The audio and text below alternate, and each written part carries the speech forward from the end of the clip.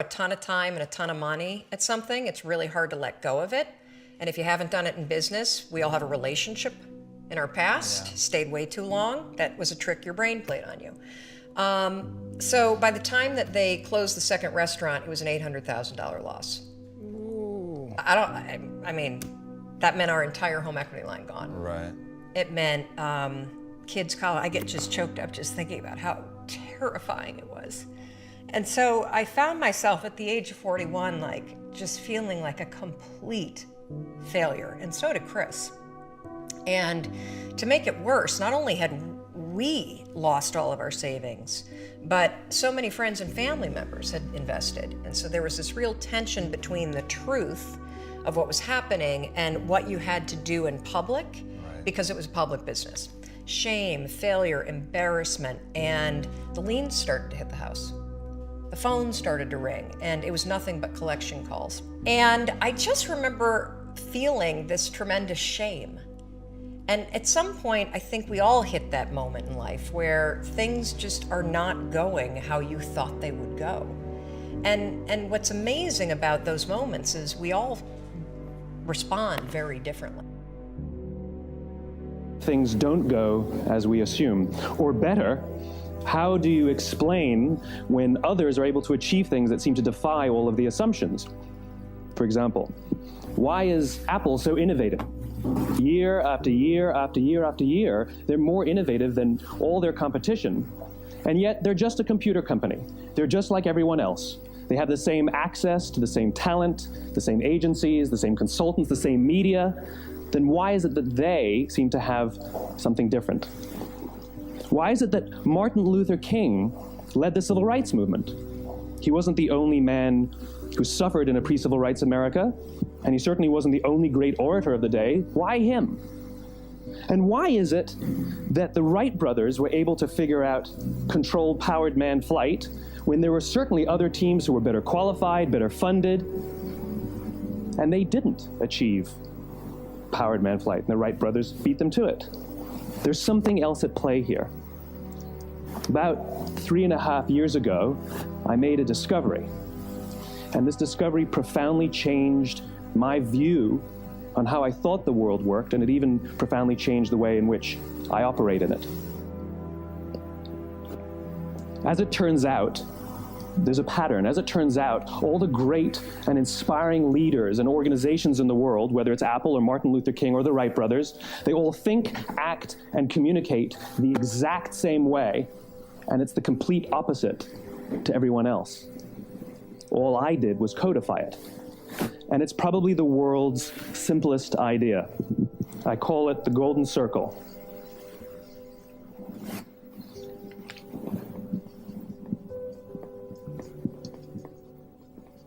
Why, how, what?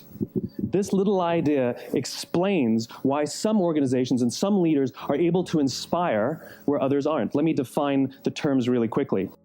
The reason why is because when you're scared and you're afraid and you're jealous and you're overwhelmed with emotion, it is so much easier to point the finger at other people.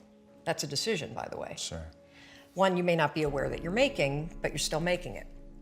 So what would happen to me is the exact opposite. Is Chris would be gone, the alarm would go off at 6 o'clock in the morning, and I would lie there.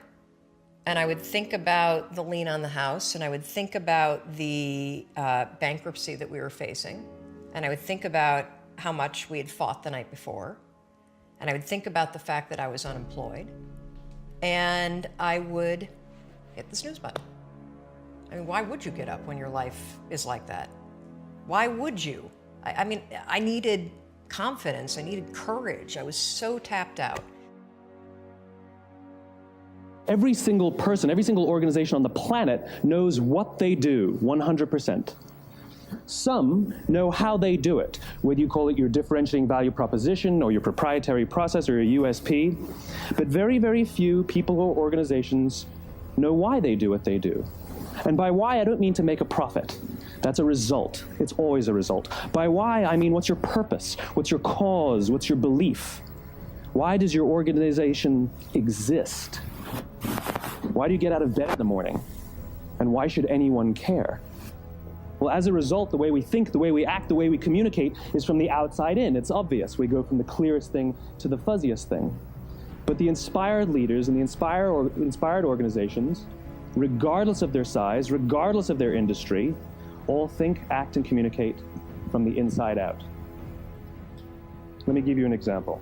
I use Apple because they're easy to understand and everybody gets it. If Apple were like everyone else, a marketing message from them might sound like this: we make great computers. They're beautifully designed, simple to use, and user-friendly. Want to buy one? Meh.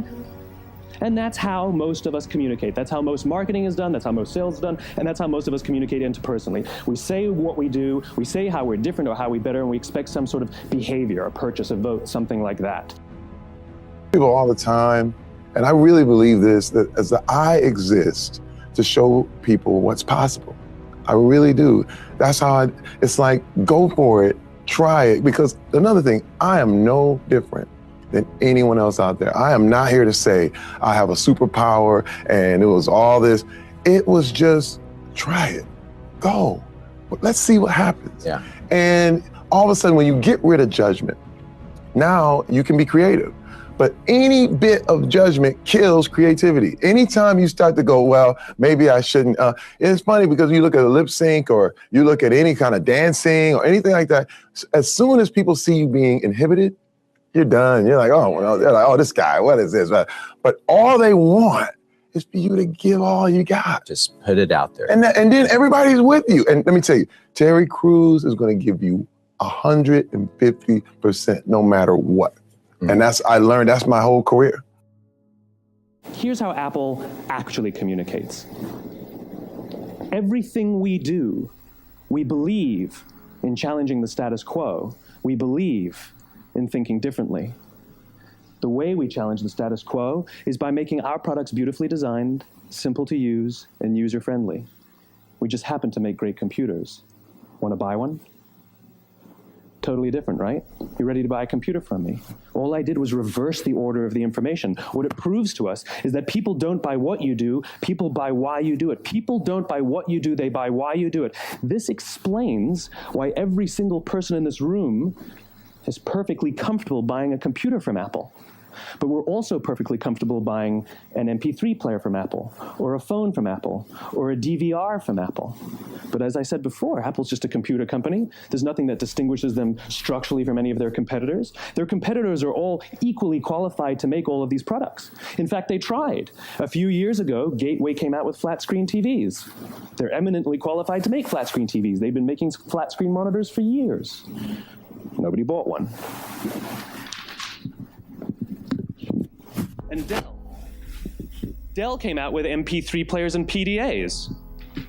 And they make great quality products, and they can make perfectly well-designed products, and nobody bought one. In fact, talking about it now, we can't even imagine buying an MP3 player from Dell. Why would you buy an MP3 player from a computer company?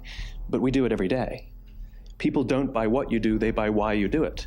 The goal is not to do business with everybody who needs what you have. The goal is to do business with people who believe what you believe. Here's the best part. None of what I'm telling you is my opinion.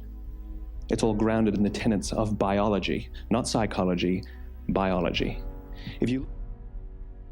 Whether it's Jocko Willink, you mentioned, retired Navy SEAL commander, used to be in charge of all West Coast training for the SEAL teams, which is intense. Highly, highly decorated. Whether it's Jocko saying discipline equals freedom, or you look at, say, some of the writers or musicians or directors or others in the book, across pretty much all of them, you find that they find freedom in constraints. So what does that mean? Sounds kind of weird. Also sounds very, it sounds like an oxymoron, right?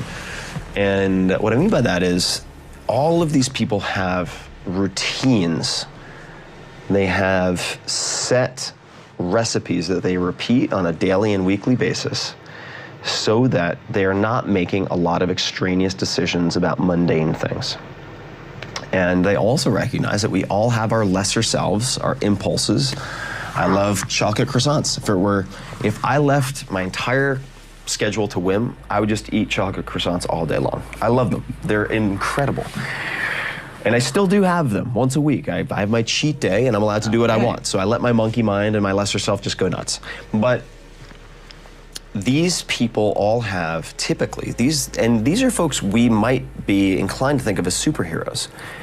And maybe Jocko's a superhero. But the vast majority have one or two strengths. They might not even be the best in the world, but one or two strengths they combine in a really unique way. And they build habits around those strengths. And then they have 1,000 other weaknesses. But the habits and routines are what help them from going off the rails. And this is really encouraging. This should be really encouraging because the people we see on magazine covers that we might idolize and feel we could never possibly emulate because they have it all figured out, they have no insecurities, they wake up every morning and with a mental karate chop, they just master the day. That's not how it works. I know these people, almost everyone in this book, certainly on the podcast, I've become friends with hundreds of these people. Not true. They have tons of, not everyone, I don't want to speak for everyone, but tons of neuroses, tons of terrible self-defeating habits. And the safety net they create is habits and routines. That's why Jocko, in part, says discipline equals freedom. Okay, so you have trouble waking up in the morning? No problem.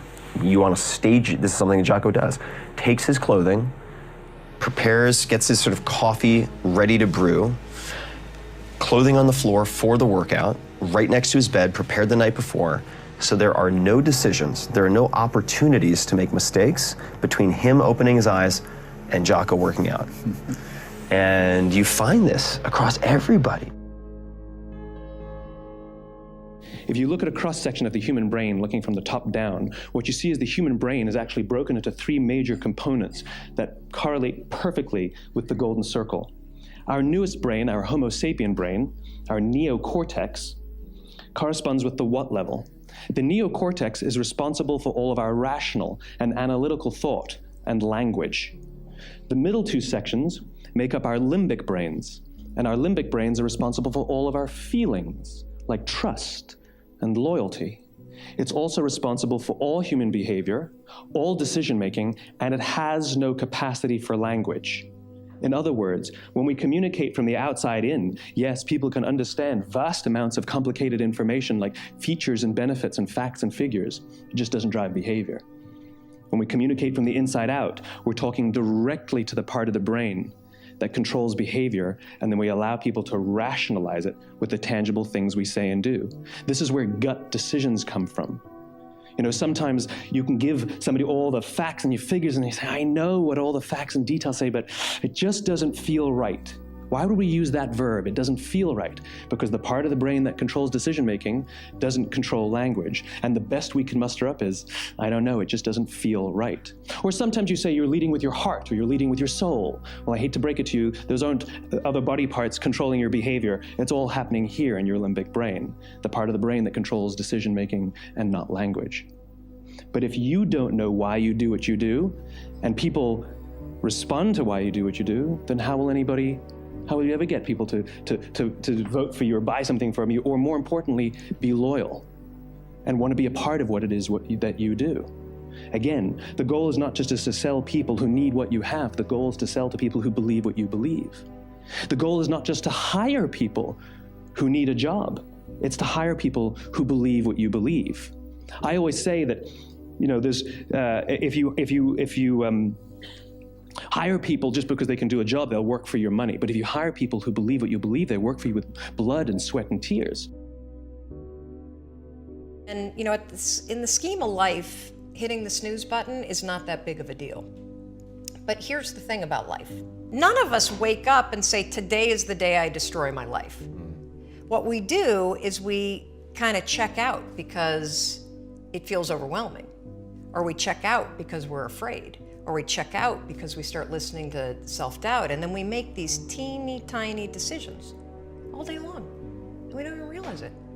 Decision to not get up on time, a decision to not eat the right thing, a decision to snap at your kids, a decision to not speak in a meeting, a decision to not look for a job, a decision to not deal with your finances, a decision to not call your parents, like whatever it is. All day long, these tiny decisions that take you so far off track. And then you wake up like I did and you look at your life and you think, how the hell did I get here? And more importantly, how do I get back over there? And you have no idea. And so I was so trapped. And I know from your story, you felt the same way. Like you knew that there was more in store for you, but you couldn't figure out, how do you close the gap? How do you find the power that's in you? How do you discover your greatness? How do you solve these problems? It feels so overwhelming when you can't. I mean, I would go to the grocery store and the items would scan and I would be sitting there readying my excuse because there was no way that my check card was going to clear. You talked to me and I was into football and I was a football player, and you would have told me I'd be doing what I'm doing. I would have said, no, you're crazy, leave me alone, get out of here. This is why life is, you can't predict what you're supposed to do. And I tell people, never kill yourself, never.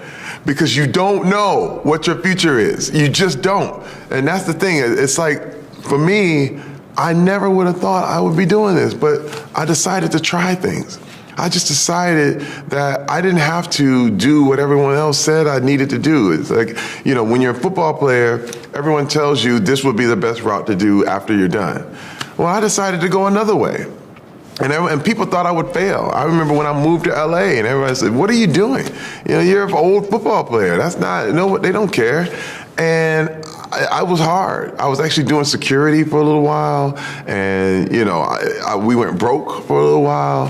But it was an amazing thing, though, is that as I kept trying new things, new doors kept opening. And I never thought I would be an actor. But here I am. I'm acting. I've been acting for 15 years. You never know what's going to happen. You never know what your future holds for you. And it may be acting, it may be business, it may be performing, it may be homemaking. But whatever it is, you have to explore it. You have to go for it. What's your approach on finding and building upon passions? Passion is not an actionable word. It's correct, you know, that those who do the things that they're passionate about do better, but it's not helpful advice. And so the question is, where does passion come from? Passion is a result. Passion is an energy. Passion is the feeling you have when you're engaged in something that you love. Passion is the feeling you have that you would probably do this for free, you know, and you can't believe somebody pays you to do it. You know, and I think we mistake that passion is something we do in our private lives, but it shouldn't be done, you know, in our careers, for example. And I'm a firm believer that you are who you are. And anybody who says I'm different at home than I am at work, in one of those two places, you're lying. And the goal is to make everything you do in home and at work something that you have excitement to do. So how do you find the things that you're excited to do? Well, it's actually easier than you think.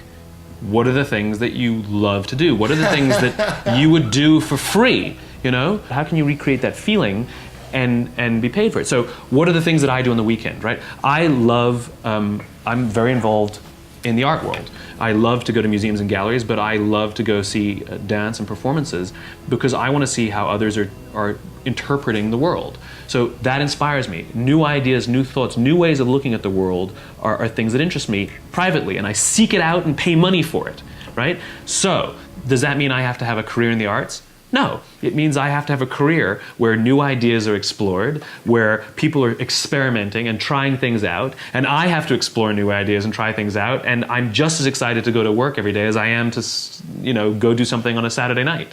And so the idea of finding your passion is ironically simple because you should be doing stuff that you enjoy sometimes.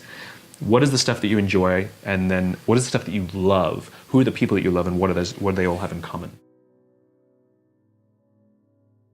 Nelson Mandela is a particularly special case study in the leadership world because he is universally regarded as a great leader. You can take other personalities, and depending on the nation you go to, we have different opinions about other personalities. But Nelson Mandela, across the world, is universally regarded as a great leader. He was actually the son of a tribal chief. And he was asked one day, how did you learn to be a great leader? And he responded that he would go with his father to tribal meetings. and he remembers two things when his father would meet with other elders. One, they would always sit in a circle. And two, his father was always the last to speak. You will be told your whole life that you need to learn to listen. I would say that you need to learn to be the last to speak. I see it in boardrooms every day of the week. Even people who consider themselves good leaders, who may actually be decent leaders, will walk into a room and say, here's the problem, here's what I think, but I'm interested in your opinion, let's go around the room. It's too late.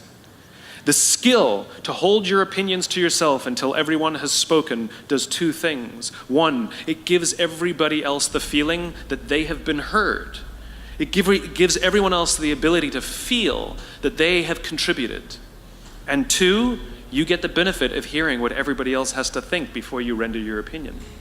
The skill is really to keep your opinions to yourself. If you agree with somebody, don't nod yes. If you disagree with somebody, don't nod no. Simply sit there, take it all in, and the only thing you're allowed to do is ask questions so that you can understand what they mean and why they have the opinion that they have. You must understand from where they are speaking, why they have the opinion they have, not just what they are saying. And at the end, you will get your turn. It sounds easy, it's not. Practice being the last to speak. That's what Nelson Mandela did. To care about everything, and it starts with yourself. Look yourself in the mirror and ask yourself, what do I want to do every day for the rest of my life? Do that. I promise you can monetize that shit. If you love Alf, do an Alf blog. You collect Smurfs, Smurf it up. Whatever you need to do, do it. So many people are talking about, I can't monetize. There's a billion 70-year-old douchebags that are in control right now. But the number two person, that 34-year-old lady, she's gonna buy your shit. She's gonna put the advertising on your stuff. It's coming. Stop crying and just keep hustling. Gratitude is one of the most strongest forms of power in attracting good things. You know, if you truly feel grateful for the things in your life, I always felt grateful for even the small things. I always used to celebrate the small things. Now I might be celebrating the bigger things, but I always celebrate every little good thing that would happen to me in my life, even before I had any kind of money or any of that. I would celebrate and I would feel grateful for it, and it just gave me more. And this is exactly the same thing that's happening right now. I still remain grateful, and more comes. I was presentable, but I wore the same two suits. Yeah. I had two suits, man, that I had to wear every day for a year. One blue, one gray. The joke around the office started, oh, that's Chris Gardner, he's reenacting the Civil War. Some days he's with the North, some days he's with the South. Nothing more pitiful to my mind than the person who wastes his life running from one thing to another, forever looking for the pot of gold at the end of the rainbow, and never staying with one thing long enough to find it. No matter what your goal may be, perhaps the road to it can be found in the very thing in which you're now engaged. You see, the average man believes some businesses are better than others, instead of realizing the truth that there are no bad businesses. There are just those people who don't know enough to see the opportunities in the work they're in. No matter what our work happens to be, it's our business. We're the manager. If there seems to be no future or opportunity in it, it isn't always because it's not there, but perhaps only because we can't see it. At some point, we all bought into this lie that you gotta feel ready in order to change. Yeah. We bought into this complete falsehood that at some point you're gonna have the courage, at some point you're gonna have the confidence, and it's total bullshit, frankly. Are we allowed to swear on this Absolutely. show? Okay, it's complete garbage. And so there are so many people in the world, and you know, you may be watching this right now, and you have these incredible ideas, and what you think is missing is motivation. And that's not true. Because the way that our minds are wired, and the fact about human beings, is that we are not designed to do things that are uncomfortable or scary or difficult. Our brains are designed to protect us from those things because our brains are trying to keep us alive. And in order to change, in order to build a business, in order to be the best parent, the best spouse, to do all those things that you know you want to do with your life, with your work, with your dreams, you're going to have to do things that are difficult, uncertain, or scary, which sets up this problem for all of us. You're never going to feel like it. Motivation's garbage. You only feel motivated to do the things that are easy, right? Why do you think that is? Oh, I know exactly why that is. Because I've studied this so much, because for me, one of the hardest things to figure out was, why is it so hard to do the little things that would improve my life? And what I've come to realize, and what we'll talk a lot about today, is that the way that our minds are designed is our minds are designed to stop you at all costs from doing anything that might hurt you. And the way that this all happens is it all starts with something super subtle that none of us ever catch. And that is with this habit that all of us have that nobody's talking about. We all have a habit of hesitating. We have an idea, you're sitting in a meeting, you have this incredible idea, and instead of just, saying it, you stop and you hesitate. Now, what none of us realize is that when you hesitate, just that moment, that micro moment, that small hesitation, it sends a stress signal to your brain. It wakes your brain up, and your brain all of a sudden goes, oh, wait a minute, why is he hesitating? He didn't hesitate when he put on his killer spiky sneakers. He didn't hesitate with the really cool track pants. He didn't hesitate with the NASA t-shirt. Now he's hesitating to talk, something must be up. So then your brain goes to work to protect you. It has a million different ways to protect you. One of them is called the spotlight effect. It's a known phenomenon where your brain magnifies risk. Why? To pull you away from something that it perceives to be a problem. And so you can truly trace every single problem or complaint in your life to silence and hesitation. Those are decisions. And what I do, and what's changed my life, is waking up and realizing that motivation's garbage. I'm never gonna feel like doing the things that are tough or difficult or uncertain or scary or new. So I need to stop waiting until I feel like it. And number two, I am one decision away from a totally different marriage, a totally different life, a totally different job, a totally different income, a totally different relationship with my kids.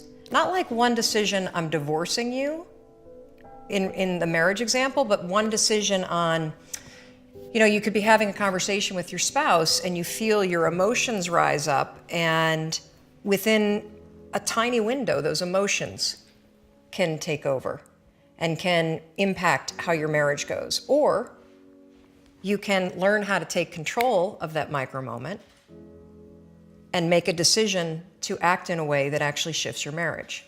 Your life comes down to your decisions, and if you change your decisions, you will change everything. You have so many. I grew up in the hood, man. I'm Flint, Michigan, where I'm from. And they say, Terry Crews, you can do anything you want to do. You can do anything you want to do. And then as soon as you go to class, you tell them what you want to do, and they're like, man, what make you think you're going to do something like that, man? You crazy? Yeah. And I said, okay, wait, which one is it? Now, can I do it or can I do it? What? Right. And so I started to call people on that. I said, you know what? I'm going to go for it. I'm going to just try something that I'd never done before. I want to design furniture. I want to be a part of this thing. So I'm going. And you know what happened? The stuff worked. People started doing it. It started happening.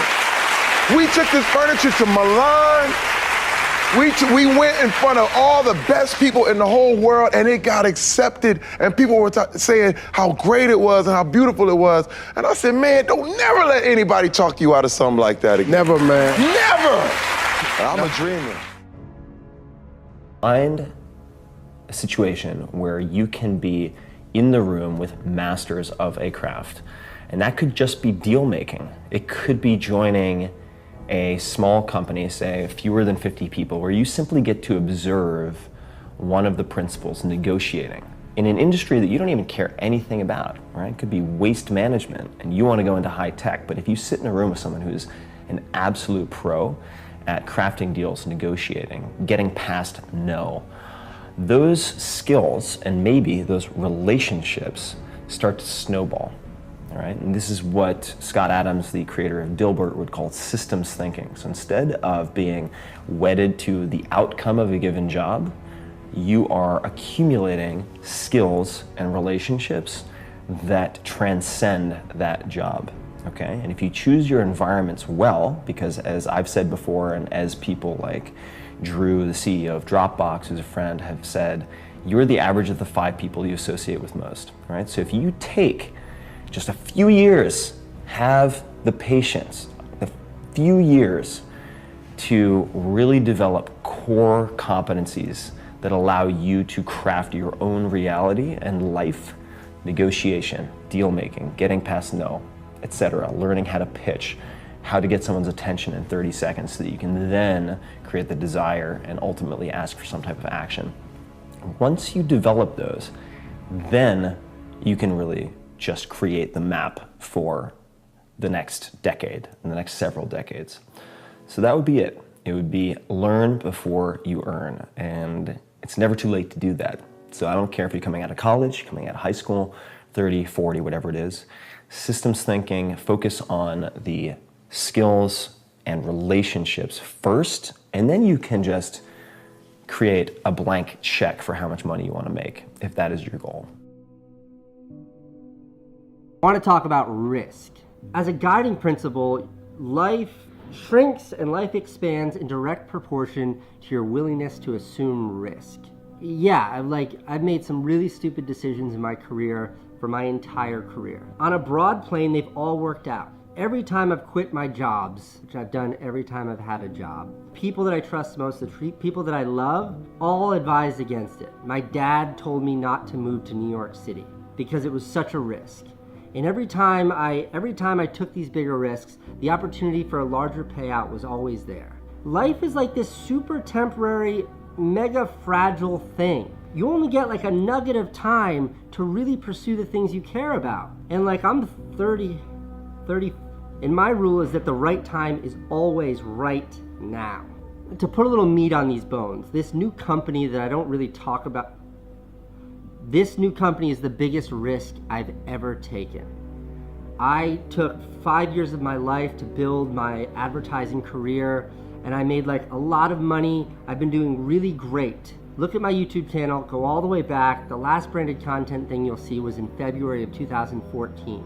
I ditched it all to pursue something I knew nothing about, this huge risk. And I did it at a time when my wife was pregnant, and there was all of this vulnerability and all this scariness in my life. And even now at 33, my dad said, 34, my dad said, Casey, that's crazy. You've got a good thing, don't let it go. But I know that like someday I won't be able to do this. I know that the time is now. The right time is always now. So I had to do it. That's how I feel about risk in general.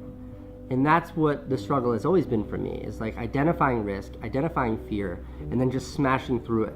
Because a fear is looking back and wishing that I had done these things. The most dangerous thing you can do in your career, the most dangerous thing you can do in life is play it safe. You get trapped in what I call the knowledge action gap. You know what to do, but you can't seem to make yourself do it, right? I mean, every one of us is one Google search away from a list of instructions that if you follow any of them, it will change your life. But how do you get out of your head and stop thinking about what you need to do and actually do it? And in my case, this stuff was pretty easy. Get up on time, make breakfast for the kids, get them on the bus, start looking for a job. Be nicer to Chris. Don't drink so much. Instead of isolating yourself, pick up the phone and call a friend. Get yourself out into the woods and go for a walk. Start running again. Like all these little things that I was capable of, but I couldn't get out of here. Could not get out of here. And if you're stuck, that's the problem. The problem is you're in your head, you're thinking. That is the universal problem, and it all starts with this knowledge of what to do, and then you hesitate and you think about whether or not you feel like doing it. So for a couple months, I was really stuck. I would Chris would get up at 6, I'd hit the snooze, and then I'd hit the snooze, and then I'd hit the snooze. The kids would miss the bus. And then every night I'd do the same thing. I'd go in bed. Have you ever had one of those nights? Probably before you started your company, but where you go in bed and you're like, all right, Tom, that's it. Tomorrow, it's the new me. Tomorrow, I'm gonna get up on time. I am gonna go to the gym. I am gonna look for a job. I'm not gonna drink so much. It's gonna be amazing. The new me, the future me. Woo! Let's do this, right? Then you go to bed, and you wake up 7 hours later, and you're like, I don't feel like the new me. It's the only, that's a stupid, see, motivation's garbage. It's never there when you need it. What filters are you using to make decisions? Are you making decisions based on the financial rewards? Are you making decisions based on how easy the work will be? I mean, I remember in college, they would give you this book where all the students would rate the classes, and they would rate things like how easy the class was and how much they liked the professor. And, the first year I picked all my classes based on workload, and I picked everything a low workload, and pretty bored. Didn't work very hard, which was fine, but nothing was dynamic and nothing really excited me. And I, thank goodness, learned that. And so the second year, I picked all my classes by professor rating, regardless of the workload. So every class I had these dynamic, amazing, incredible human beings passing on their knowledge, and you were excited to work hard for them, And so again, the question is, what are the filters we're using? And so if you're only chasing the mighty dollar, then you will have jobs that'll pay you a little more than the last, but are you enjoying yourself? And I talked to a guy recently who was he's in bad shape. Like, he really hates his life, and he's really depressed, and he doesn't know what to do. And so we were going through all his old jobs, and I said, give me a job that you've loved. And he hadn't. Every single job he's chosen out of college, he picked because of the money, and if something offered him more somewhere else, he took it, regardless. And the amazing thing is he plateaued, because if you're only chasing the result, if you're only chasing the thing that makes it easy, right? Then eventually you will get bored, or they'll get bored of you, right? And you plateau. In other words, chasing the almighty dollar, if that's your only thing, it eventually flattens out. Whereas if you're chasing the thing that excites you, the human beings to be around, the work that excites you, the stuff that you